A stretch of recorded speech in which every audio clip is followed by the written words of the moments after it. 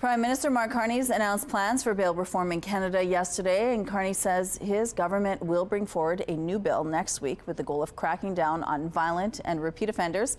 The bill will target crimes such as violent auto thefts, breaking and entering, human trafficking, as well as sexual and violent assaults. Joining us now with reaction is Mayor Scott Gillingham. Good morning, Mr. Mayor. Good morning. Thank you so much for joining us. Now, for weeks you've been putting video online sort of talking about repeat offenders in our community because it's a big problem here, calling for bail reforms. Yes. Do you feel that you've been heard?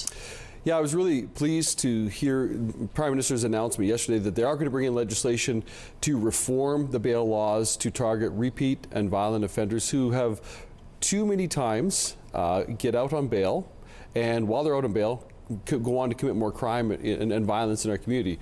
And so mayors across this country have been calling for this. I certainly have been calling for it. Also, my colleagues, Mayor Cheryl Knox of Portage Prairie, Mayor Jeff Fawcett of Brandon, AMM President, Association of Manitoba Municipalities President Kathy Valentino, all of us have been calling for this because we need a safer province and we certainly need a safer city. I'm pleased to see this announcement. What does it mean for us specifically? Because we see different kinds of crimes in other parts of the country.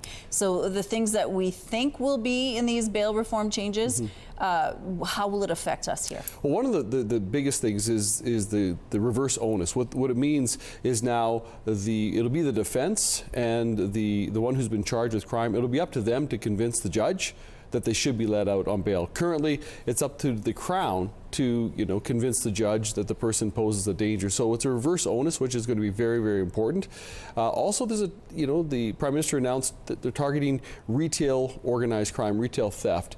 Sometimes because we see violent offenses, people can think, well, the retail theft is a smaller offense, and it doesn't have as great as impact. I disagree. Those smaller, seemingly smaller offenses, if they're left unchecked, they become big things. So it's about going after what seems to be the smaller things as well. And cracking down on the organized crime is going to be very important. So we're going to wait to see the details of the legislation, but I'm very pleased to see the first step and certainly support what the Prime Minister came out with yesterday. Now, you're going to Ottawa because you're going to testify at a House of Commons Standing Committee on Justice. Tell us what you're going to do there and what your hope is.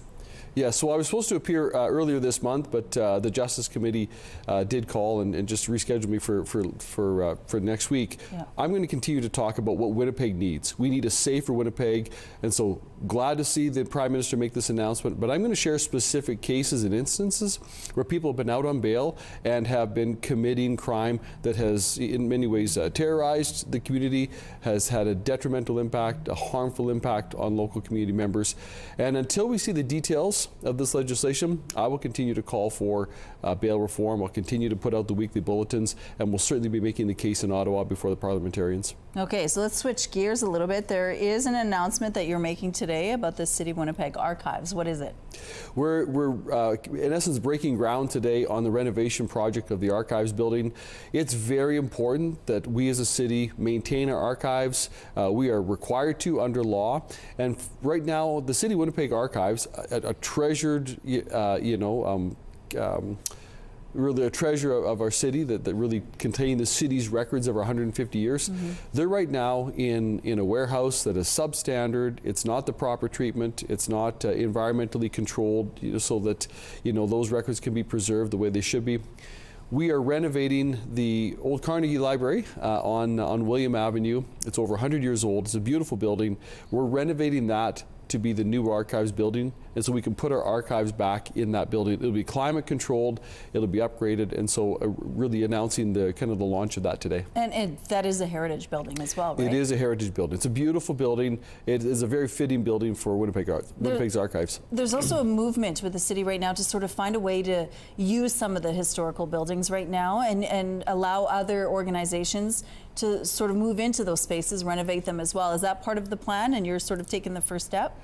This is a separate project, but you're exactly right. We're also, right now, there's a motion before council, or a plan before council, to take $2 million that was unspent of federal funding and move it over to Centre Venture, and Centre Venture would then work with the developers, incentivizing them to take over heritage buildings and convert them into housing.